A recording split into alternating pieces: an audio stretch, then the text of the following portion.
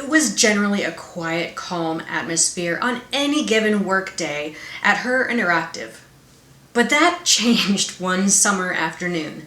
A deadly cry interrupted our work.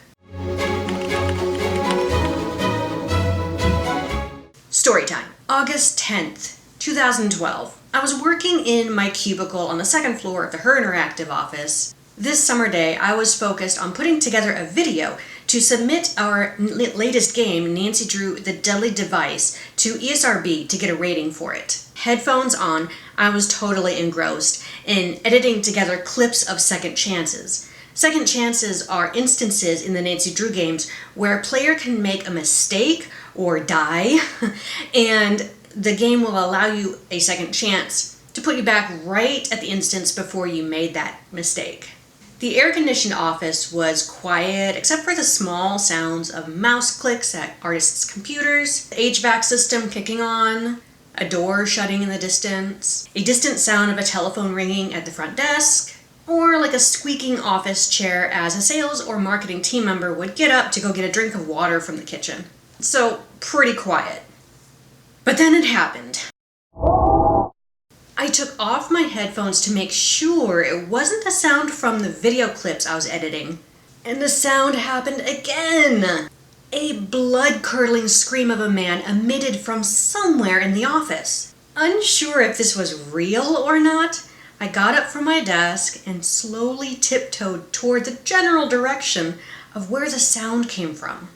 There weren't very many people around me except for those who had their own offices with their doors closed, so I peered through the windows as I passed by each one, and no one was fazed at all by the sounds that I heard. So it wasn't them. Listening attentively, the scream happened a third time, and I was getting a better sense of where it was coming from. I walked towards the exit where the main conference room was, and I noticed a couple of artists from the row of cubicles in the other aisle. They were slowly traipsing towards that same direction. I almost didn't notice them there because how quiet all of us were walking and how attentive and strained our hearing was towards that scream.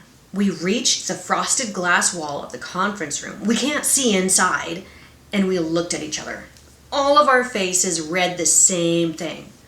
What is going on in there? Suddenly we heard the cry once more. Definitely a deadly sounding cry. But this time, we recognized the voice. Next we heard a muffled voice coming from inside the room, some shuffling, and then the sound of laughter. And then the door swung open, startling all of us bystanders. And who came out of the conference room? The voice of the screams, Josh, one of our modeling and 3D artists. He was holding his coffee cup and walked nonchalantly out of the office, totally unfazed and totally alive. And then appeared Nick, our writer. In one hand he had a notepad, and the other hand he had some recording devices and microphones. He turned off the light of the conference room and stepped out, noticed our faces, and thought he should probably explain himself.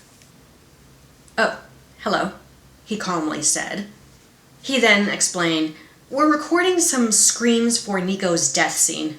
See, in the game Nancy Drew the Deadly Device, a murderer uses a Tesla coil to commit the crime against Nico Jovic, the victim. That's when Nancy Drew is called in to investigate the crime. Now, Nico Jovic is such a man of few words in the game because at the beginning he dies. So one of our artists, Josh, was asked to fill that role. Multiple variations of screams were recorded so that our artists could edit and cut together and animate the opening scene of Nico's death. You don't really see it, but you see it.